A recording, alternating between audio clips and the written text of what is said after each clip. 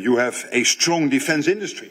This is crucial. We have a very successful ammunition initiative, which testifies to the fact that even smaller nations can play a strong role. The Czech-led Ammunition Initiative has been a resounding success. To achieve peace, and there is also a strong consensus on that, there must be robust security guarantees which would deter Russia from further aggression. Of course, we are all pushing for an end to Russia's war against Ukraine and a just and lasting peace.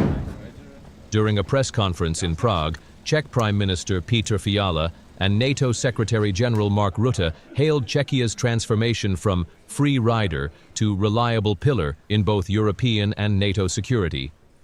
Fiala spotlighted Czech contributions, air policing, eastern flank defense, and especially the high-profile Czech Ammunition Initiative, which aims to deliver at least 1.1 million artillery shells to Ukraine this year, after 1.5 million last year.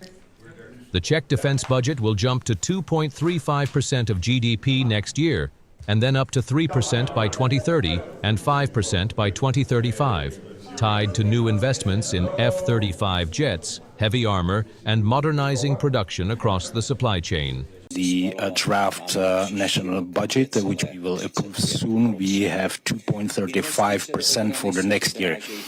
Defense investments also reflect strongly in the modernization of our armed forces. We decided on F-35 fighters, artillery systems, infantry fighting vehicles, helicopters, radars, and it was just yesterday that the government endorsed the Leopard 2A 8 tanks, and our defense investments not only increase our security, but it also strengthens our economy, creating new jobs, and so it profits everybody. And we are able to cover the whole production chain from nitrocellulose up to black powder. So our manufacturers work to the effect to have all the elements of the production chain across Europe, because we need to do away with our dependence on China and other unreliable manufacturers. And NATO strives to expand the production in NATO nations. That is also done by the European Union, and this needs to be continued. As I mentioned, the Czech Ammunition Initiative, I should also say clearly that we will abide our promise that we will deliver to Ukraine at least the same quantity of ammunition pieces or munitions.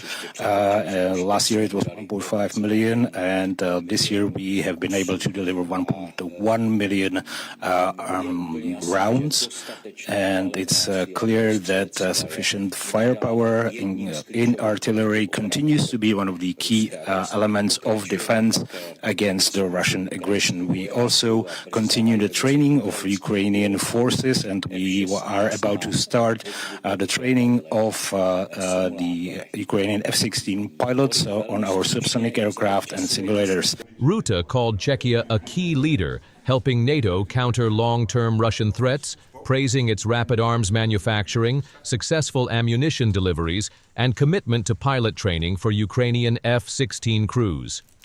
He confirmed that robust security guarantees must underpin any future peace, and described this week's Paris Online Summit with President Trump and global allies as a breakthrough for collective planning. Czechia is also a staunch supporter of Ukraine. Since Russia launched its full-scale invasion in 2022, you played a significant role in providing military aid to Ukraine. The Czech-led Ammunition Initiative has been a resounding success. I want to thank you for that. As you said, in 2024 alone, 1.5 million shells were delivered thanks to your leadership, and this is absolutely supporting NATO's effort to keep Ukraine as strong as possible in the fight now and tomorrow, hopefully leading, of course, to a peace deal. What's more, Czech personnel contribute to NATO's mission to provide security assistance and training for Ukraine, and SETU, that's our command, our joint command in Wiesbaden, and I welcome your offer to contribute to support NSETU's logistical efforts in Eastern Europe. And you're also working with Ukraine to train their pilots.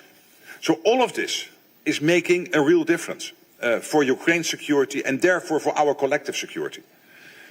Of course, we're all pushing for an end to Russia's war against Ukraine and a just and lasting peace. And indeed, we just participated in a video conference with European and Canadian colleagues.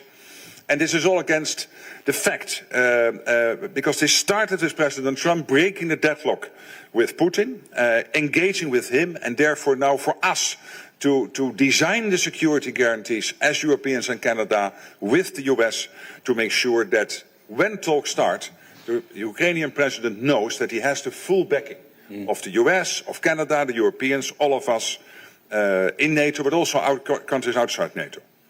And of course, knowing that the prime foundation for all of this will be the Ukraine's armed forces itself. So you will have these Ukrainian armed forces as strong as possible, and on top of that, these security guarantees. And finally, mid-July, the American president decided to again have a massive flow of non-lethal and lethal weapons into Ukraine, paid for by NATO allies. So that scheme is now working.